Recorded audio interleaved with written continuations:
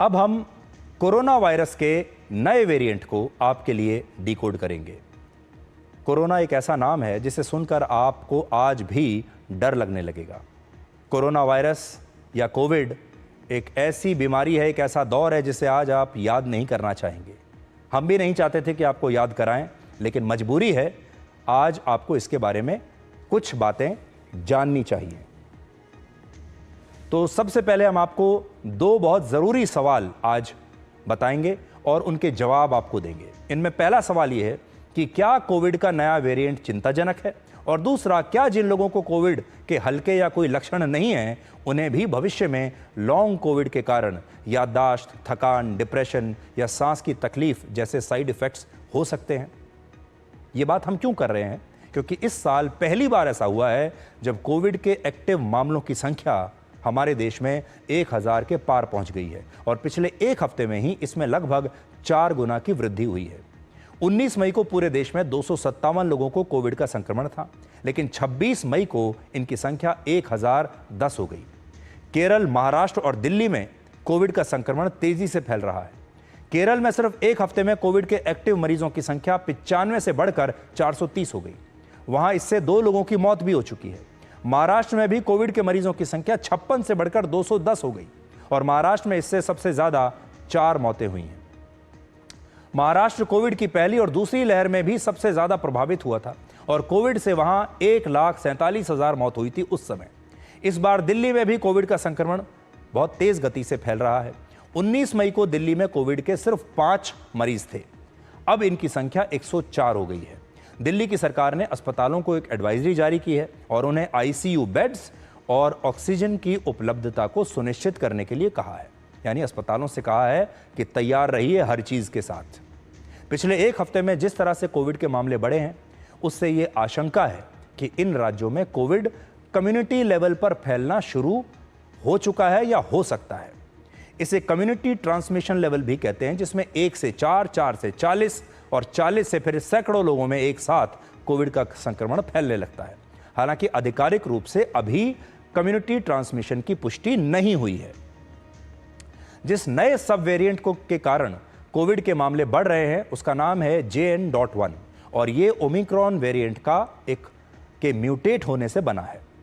इस वक्त भारत में कोविड के जितने भी एक्टिव मरीज हैं उनमें 53% मरीज इसी नए सब वेरिएंट से संक्रमित हैं।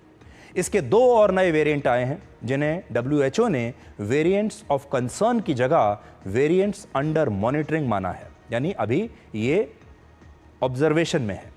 इसका मतलब है कि ये वेरिएंट्स निगरानी में हैं और इनसे होने वाले खतरों का अभी ठीक से विश्लेषण नहीं हुआ है। भारत में जिस वेरिएंट के कारण कोविड फैल रहा है उसके संक्रमण की गति पहले के वेरिएंट से ज्यादा हो सकती है, और इसका कारण यह है कि यह वेरिएंट नाक, मुंह और गले में रहता है और यहीं से दूसरे लोगों को अपनी चपेट में लेता है। हालांकि ज्यादातर मामलों में यह फेफड़ों और दूसरे अंगों तक नहीं पहुंचता, इसलिए यह वेरिएंट सभी लोगों के लिए खतरनाक नहीं है।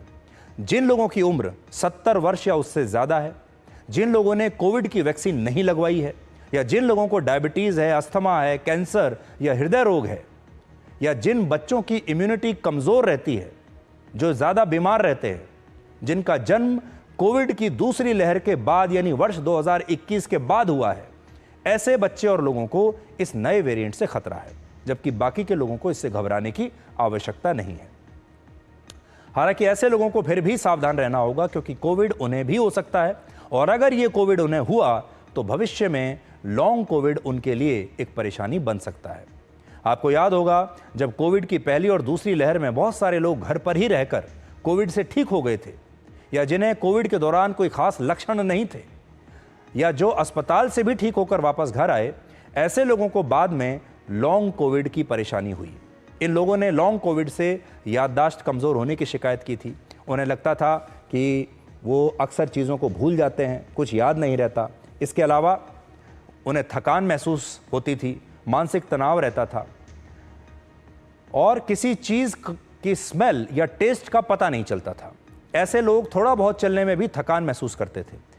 और जबकि कुछ लोगों को कोविड से ठीक होने के बाद मानसिक तनाव, सांस लेने में परेशानी और दिल की धड़कन बढ़ने की परेशानी हुई। इस बार भी ऐसा हो सकता है। वर्ष 2023 में ब्रिटेन के मशहूर मेडिकल जर्नल लैंसेट की एक रिपोर्ट आई थी जो कहती है कि कोविड से ठीक होने के बाद भी उसका संक्रमण लंबे समय तक आपके शरीर में रह सकता है, जिससे लॉन्ग कोविड में कई परेशानियां हो सकती हैं।